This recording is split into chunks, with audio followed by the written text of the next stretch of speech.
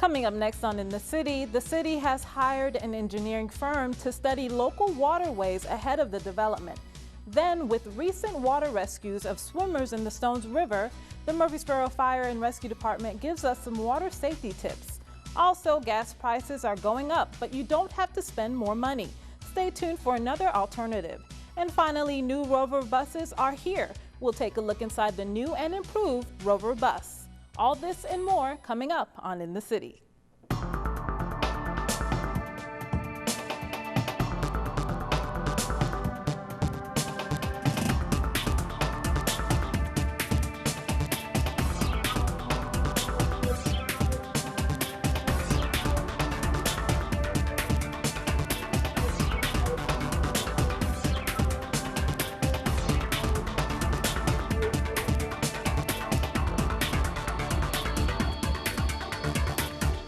Hello and welcome to another edition of In the City, your source for what's happening right here in the city of Murfreesboro. I'm your host, Fadia Patterson.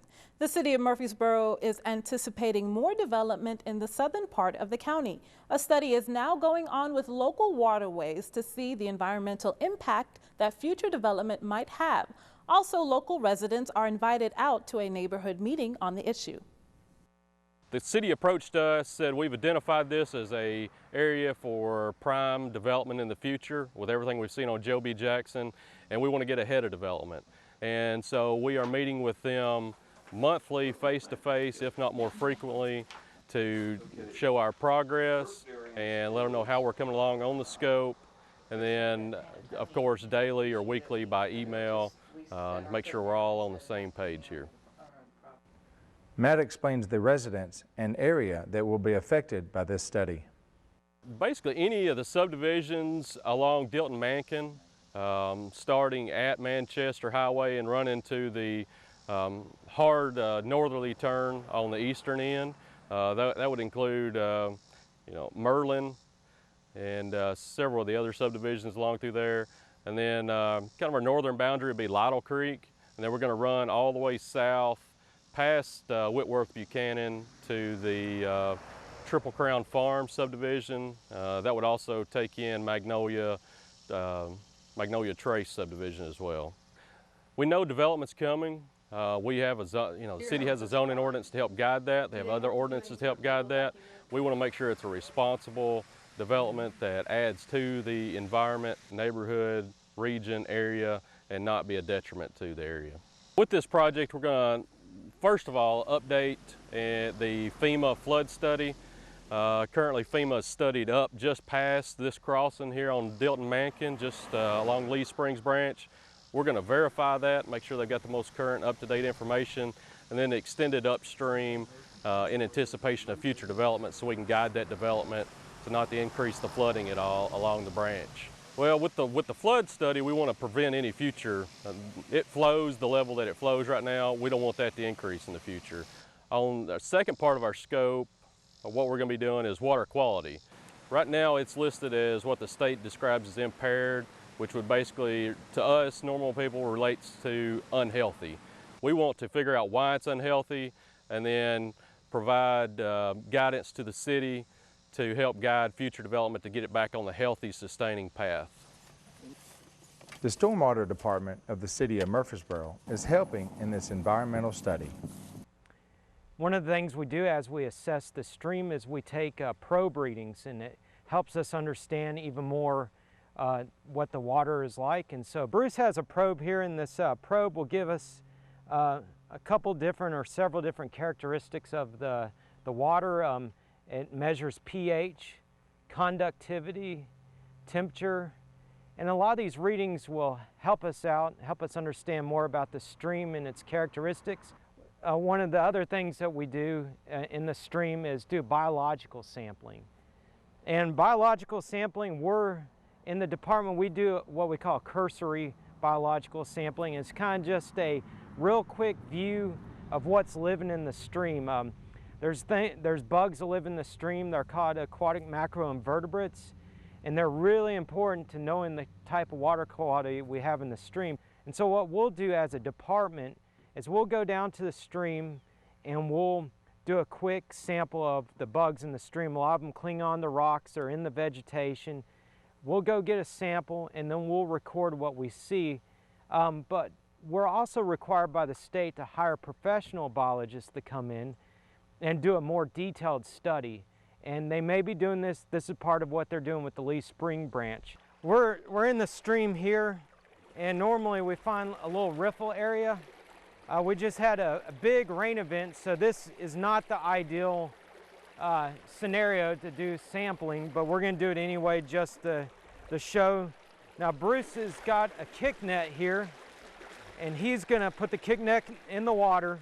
So what I'll do is I'll kick around at the rocks, and the bugs that are clinging onto the rocks, this will dislodge them, and hopefully they'll go into the kick net.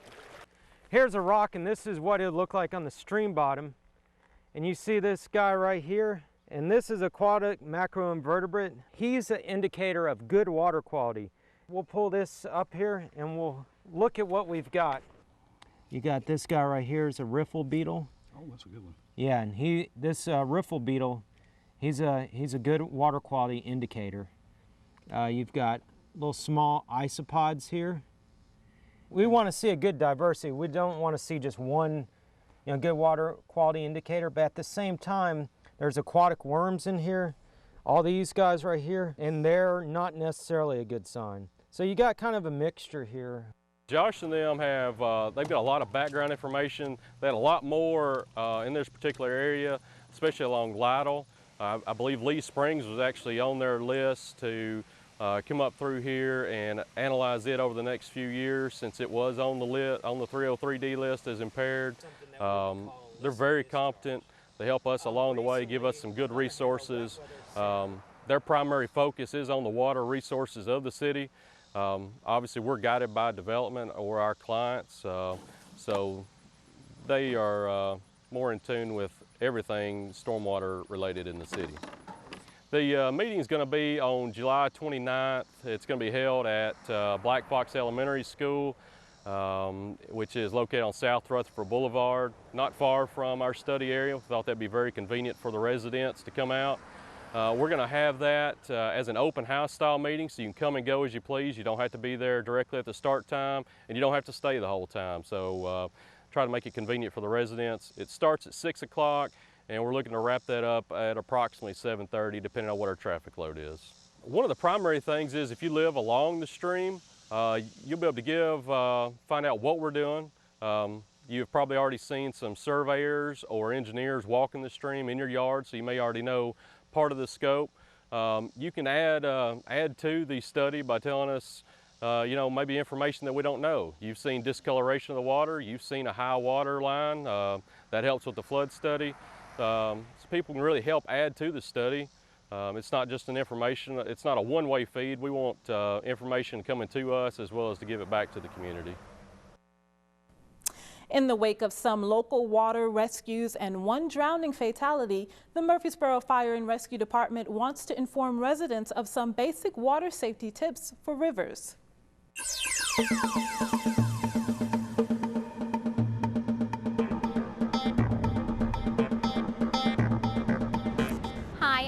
McDonald, Public Information Officer with Murfreesboro Fire and Rescue Department.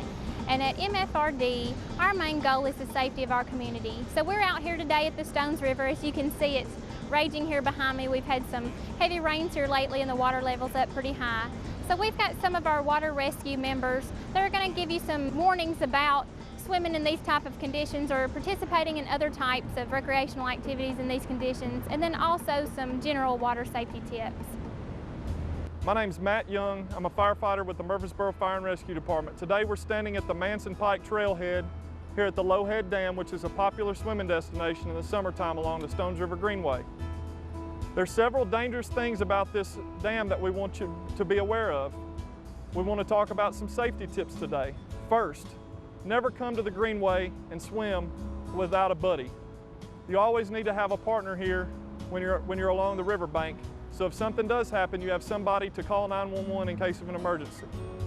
Number two, if you are swimming out here and you're not a strong swimmer, you need to have a personal flotation device. You obviously don't need to be swimming today because the river's at flood stage. This particular dam, if water's coming over it, it's high water. Low head dams are notoriously dangerous because the way the water and the hydraulics of the water flow. If you look, you can see a large pile of foam and bubbles bubbling up. That's basically like a washing machine. It just keeps churning and churning and churning. And if you get sucked into that void, you can't get out. That's one of the most dangerous places you can possibly be, and it's very dangerous for us in a swift water rescue situation. It's really dangerous for us to get out there to be able to even help you. So we strongly encourage you to stay away from the low head dams. Proper footwear should always be worn when along the river's edge. There's things that get washed up in floodwaters that you can't see. It can be slippery to mud, there can be broken glass, barbed wire, and other sharp objects. And that's why proper footwear should be worn at any time you're on the river's edge or in the water. Here today I have firefighter Mark Brewer. He's currently assigned to Rescue 7, which is located on Thompson Lane. Rescue 7 and Engine 7 comprise of our water rescue team here in the city of Murfreesboro. Mark here he's got his personal flotation device, which is required when you're out on the water in any type of kayak, canoe, boat. You need to have a flotation device on, and we strongly recommend a helmet if you're going to be out on the water. Parents, when you're out here on the greenway with your children, we strongly encourage you to have a PFD, personal flotation device, on your children, and you need to keep your eye on them at all times. If an emergency does arise on the water, the first thing you need to do is call 911. You do not need to wait and delay the emergency response system. Things you need to know is where the victim went down, their race, their gender, if they're a good swimmer, and if you know their name. This summer, we want you to have fun, but we want you to be safe down here along the river. Please use these safety tips we talked about. And if you have any questions or concerns about water safety, please call the Murfreesboro Fire and Rescue Department at 893-1422. Rita Shacklet, director of the Linebaugh Public Library, tells us about some upcoming events and programs in July and August that you definitely don't want to miss. Linebaugh Public Library is located at 105 West Vine Street. Our hours of operation are Monday through Thursday, 9 a.m. to 9 p.m., Friday and Saturday, 9 a.m. to 5 p.m., and Sundays, 1 to 6 p.m. Here are some upcoming events. The Women for Peace and Justice book group will not meet in July. The Genealogy group will meet on Thursday, July 26th from 1 to 3 p.m. in the boardroom on the second floor of the Linebaugh Public Library. This meeting is free and open to the public. The Science Fiction and Fantasy Book Club will meet on Wednesday, July 25th at 6:30 p.m. to discuss Furies of Calderon by Jim Butcher. On Saturday, August 3rd, Rutherford County will celebrate its second Literacy March, aimed at raising awareness of this important issue that affects the community on several levels. Linebaugh is hosting Movie Saturdays. Saturday, August 3rd at 2 p.m., we're showing a fun movie in celebration of the great family vacation. The Rutherford Writers Inc. will meet on Saturday, August 3rd and 17th at 10 a.m. in the boardroom on the second floor of the Linebaugh Public Library. All writers looking for help and insights into writing are invited to join. The Afternoon Book Club will meet on Thursday, August 1st at 2 p.m. to discuss A Question of Freedom by Dwayne Betts. This is an MTSU Community Read selection for 2013. MGL is offering a free structured basic computer skills class. The class is scheduled to be from 5 to 6 p.m. on the first Tuesday of every month. Smyrna Library wishes to announce that due to an increase in library programming, the conference room will no longer be rented to outside organizations. For information on library programs, local events, and great information, be sure to follow the library's official Twitter account at Line Library. That's at L-I-N-E Library. And fueling your car is an absolute necessity to get to your destination, but spending a lot of money isn't. The city has adopted an innovative way to conserve energy as well as put more money in your pocket. In 2011, at a planning conference, I became aware of a program being conducted by Ecotality to install electric vehicle charging stations on publicly owned property. And we, for short, call those electric vehicle charging stations EV chargers. And I inquired about the program and what would be involved to be able to receive this assistance, and approached the city manager, who directed me to research it and see what would be involved from the city's end and what our responsibility would be to install these chargers. I and the city believe it's important to support our local economy, and the Nissan Leaf and the Leaf batteries are made here in Rutherford County, and so we thought by providing this as a service, it would also support our local economy. These are the types of chargers that are being installed on city-owned property. Here we're standing at the East Lytle parking lot, which is owned by the city of Murfreesboro, and we have 2 chargers installed. Also being installed are 4 electric vehicle chargers at Sportscom. There are 2 electric vehicle chargers installed at Old Fort Park, adjacent to Kids Castle Playground, and there will be 4 electric car chargers installed in the municipal parking lot, with 2 of those on level P1 and the other 2 on level P2. The EV project is a project which is intended to launch the installation of thousands of electric vehicle charging stations throughout the United States. This project is sponsored by the federal government, Chevrolet, and Nissan.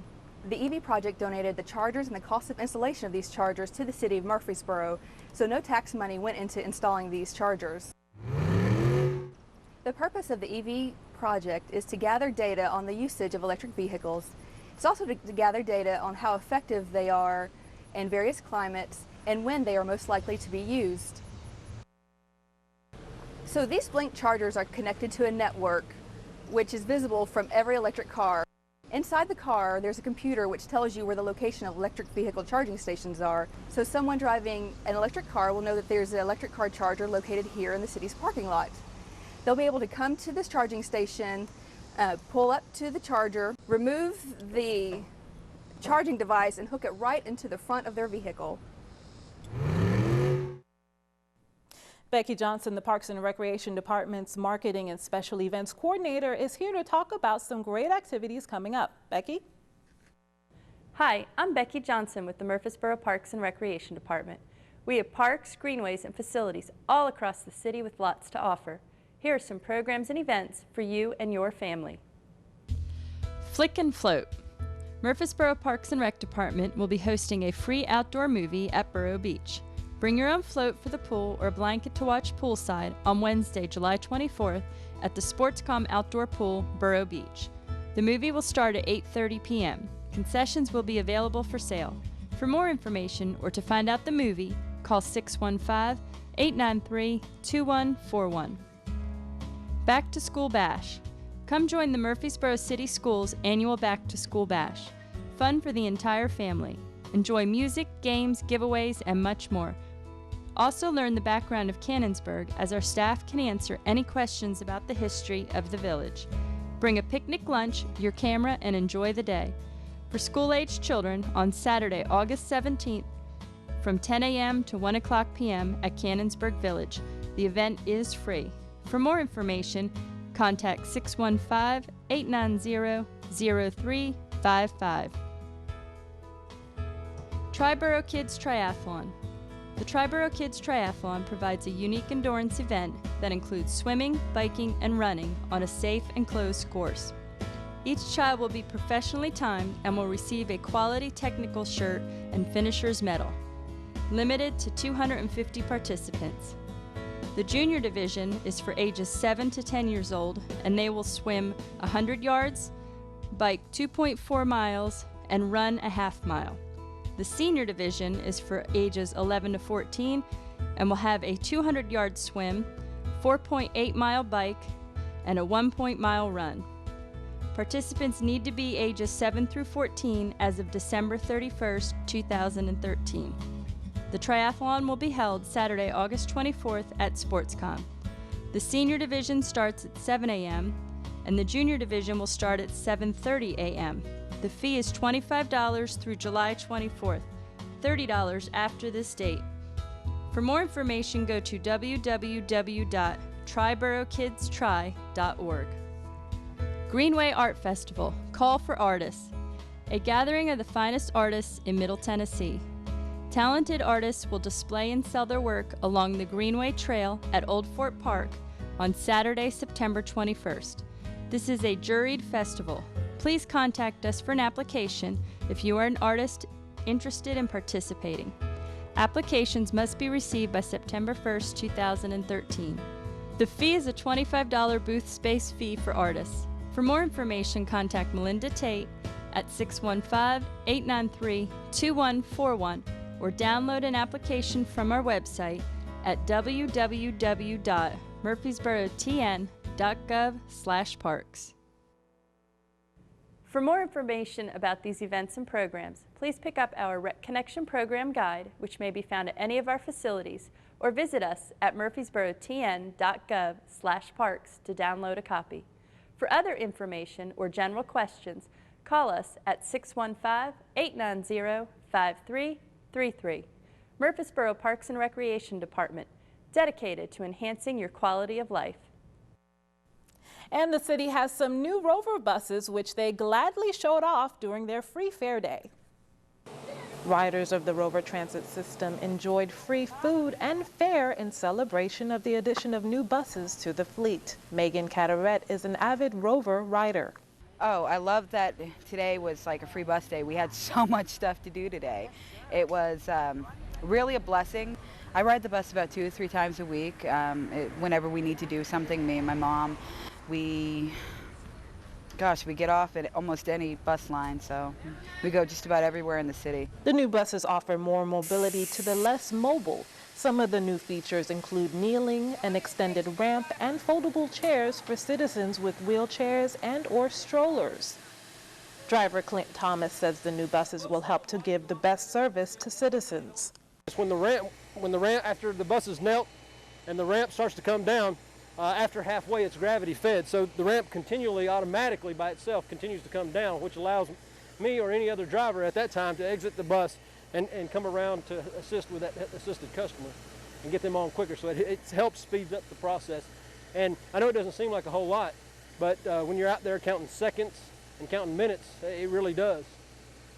Another addition that Murfreesboroans can be proud of, says Council Member Madeline Scales Harris, who also gave out free bus passes that day. It is fabulous. This is another step in assisting our citizens in our great city that we live in. Not only do the buses look good, they are very convenient and they feel good inside. So I really love this. And citizens of Murfreesboro, we have another thing to be proud of. The bright green buses are definitely a go with the riders, who are certainly happy to have more space and accessibility. The buses are awesome. They're much more spacious and hold a lot more people. For City TV, I'm Fadia Patterson. Linda Bird is back to tell us about some upcoming classes, trips, dances, and other programs being offered by the St. Clair Street Senior Center. Hi, I'm Linda Burke. If you're a senior in Murfreesboro, we'd love for you to come and check out the St. Clair Street Senior Center. There's always something happening at St. Clair, all with you in mind. Here are just some of the activities we have coming up. July the 24th at 11 o'clock is Health Talk about Arthritis. Tony Miller is an occupational therapist who helps patients develop, recover, and improve skills needed for daily living and working. Tony will be speaking on arthritis, the types, symptoms, and ways to manage pain. July the 25th at 1 o'clock is Diabetes and Me. This educational program is about diabetes and foot care. Learn how to prevent and care for foot issues that diabetes can cause. July the 26th at 9:30, the seniors leave for a trip of shopping at Opry Mills, Tennessee's largest outlet, value retail, shopping, dining, and entertaining mall. There are dozens of shops to explore and many places to eat. Be sure and sign up for this great trip. July 30th at 10:30, the seniors will visit the Country Music Hall of Fame. The seniors will eat lunch at 222 Grill, followed by a tour of the Great Museum. The museum features 3 floors of country music memorabilia on display. July the 31st at 9 o'clock is Morning Chat with an Officer. Chief Glenn Christman will speak about current scams and answer questions about the Murfreesboro Police Department and the future of the department. August the 5th at 1 o'clock is Crafts with Marlene. Marlene will teach summertime crafting. August the 7th at 9 o'clock is Ready, Set, Go. This informative session is about emergency preparedness with special guest speakers Nancy Van Camp, meteorologist at WSMV Channel 4, and Lavertia McCullough, Program Coordinator for the Tennessee Commission on Aging and Disability. Learn how to plan for an emergency and what to pack when you're ready, set, go, pack. Save the date for August the 9th at 5:30. We will go walking down memory lane. Do you remember the soda shops, poodle skirts, and hot rods? Come spend some time reliving the good old days. This will be a fun night of 40s and 50s music, comedy, and reminiscing. Refreshments will be served. Be sure and bring a friend and tell others about this special night. August the 21st from 8 to 11 is the Senior Wellness Expo, featuring local health professionals to provide health screenings and assessments. We'd love for you to come and be a part of what's going on at St. Clair Street Senior Center. If you'd like to join us and sign up for classes, trips, and events, we're located at 325 St. Clair Street. And for more information, you can call us at 848-2550 or visit us on the web at www.murfreesborotn.gov. Come and join us.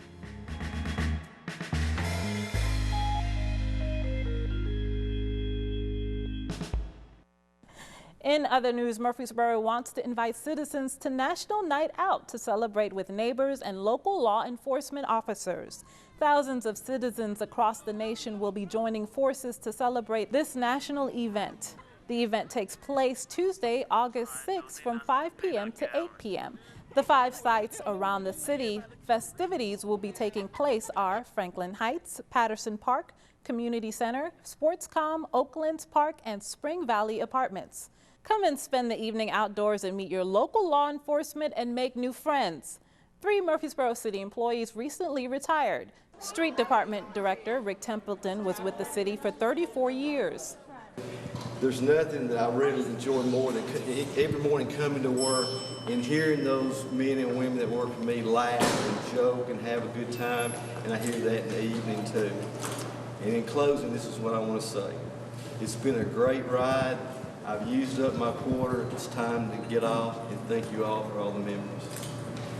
Also on the same day, Diane Nunley, Street Department Coordinator, retired after 12 years with the city. I've loved my family at the street department. I'm going to miss them most of all. They've done a lot for me these last few weeks and cooked dinner for me, and Chris brought down an ice cream social yesterday, so I've been made to feel very special.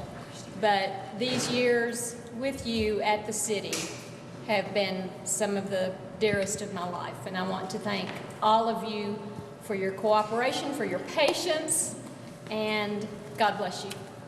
Over at the Murfreesboro Fire and Rescue Department, driver William Bubba Daniels retired after 36 years of service. He began his career in 1977. Daniel credits Vice Mayor Robert Scales for giving him the opportunity to work for the MFRD. Daniel plans to spend more time with his family during his retirement. He said, "I can't wait to see what the next 10 years will bring to the department that I love so well."